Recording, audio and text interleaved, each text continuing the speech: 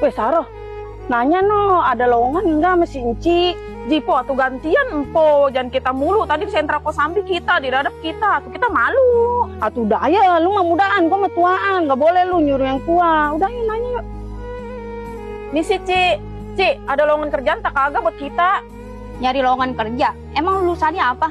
Mana Ci, kita mah lulusannya SD doang. Nih kalau kuliah S2, SD sama SMP. Lah, SD SMP? Atuh kerja di mari mah lulusannya kudu tinggi. Lagian udah pada bebangkotan begini mah, atuh kagak diterima. Lah si Enci ngelamar kerja ya, kudu pakai ijazah tinggi sama dilihat umurnya. Ci, orang kerja mah yang dilihatnya orangnya rajin, punya keahlian, udah gitu ya, nggak penyolongan. Tuh Ci, mentang-mentang kita tua ya, nggak diterima, udah yuk. Lah, orang udah aturannya begitu, kita yang diomelin. Ci,